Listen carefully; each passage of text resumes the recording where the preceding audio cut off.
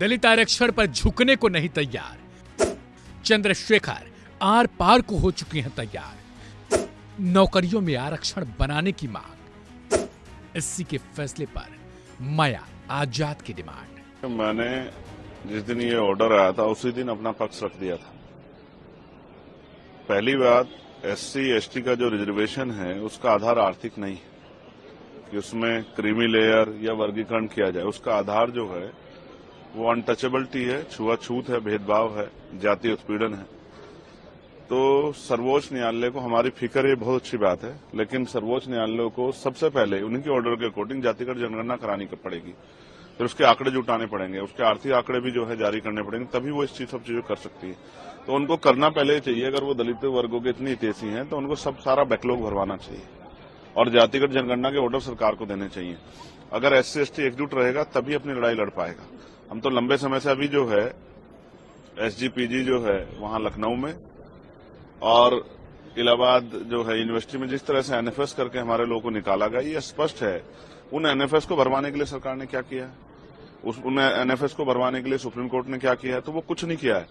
हाँ, हमेशा कोशिश ये की गई है कि इनके जो लड़ने वाले लोग हैं उनकी ताकत कम किया जाए। अब एससी एसटी बंटने वाले नहीं। आप ही देख लो इस फैसले का कितना समर्थन, कितना विरोध हो रहा है। तमाम लोगों में इसका विरोध है। तो हम स्पष्ट हैं कि हम अपने लोगों को बंटने देंगे और हमें अपने लोगों की चिंता है। इसलिए हमने स्वतः जो है 1.5 साल पहले मांग की थी कि जिन जातियों को अवसर नहीं मिला है उनको उनका आरक्षण बढ़ा के 15% शेड्यूल कास्ट को मिलता है और 5% बढ़ा के उन बाकी जातियों का आरक्षण देने की व्यवस्था सरकार करे। ये 1.5 साल पहले हमने लखनऊ पीसी करके कहा था और दिल्ली में भी।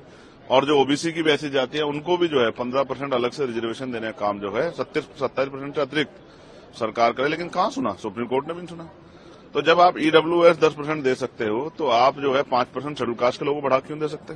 तो मेरा मत तो ये है कि 100% रिजर्वेशन 2% सरकारी नौकरी में कर देना चाहिए। 98% प्राइवेट सेक्टर है, 2% सरकारी नौकरी में 100% रिजर्वेशन होगा। तो इसकी इतनी संख्या उसको आधार पर उसको मिलना चाहिए। हम सहमत हैं। हमारे भाइयों को कुछ मिलेगा तो हम तो आगे बढ़कर उनका स्वागत करेंगे। लेकिन अगर कोई साजिश करके, कोई षड्यंत्र करके हमारे अधिकारों को लूटने का काम किया, छीनने का, तो ये हम बर्दाश्त नहीं करेंगे। डाका नहीं बर्दाश्त करेंगे अपने हकों पे। इसके लिए चाहे सरकार से जो है अध्यादेश लाने की बात हो, चाहे सुप्रीम कोर्ट में जो है रिपिटिशन दाखिल करने की बात हो, या मैं आज सारे मेंबर ऑफ पार्लियामेंट जो शेड्यूल कास्ट शेड्यूल ट्राइब के हैं या जो सामाजिक न्याय को मानते हैं उन सबसे चर्चा करूंगा।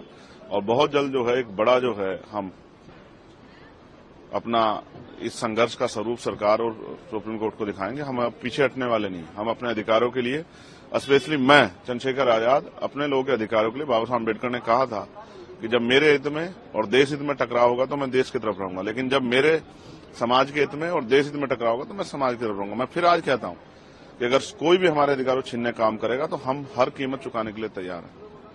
मैं अपने समुदाय के साथ खड़ा हूं, उनको ना बंटने दूंगा, ना उनके अधिकार में कटौती होने दूंगा। उनके लिए खड़ा हूं, उनके लिए था, उनके लिए हूं और उन्हीं के लिए हम लोग राजनीति कर रहे हैं। धन्यवाद।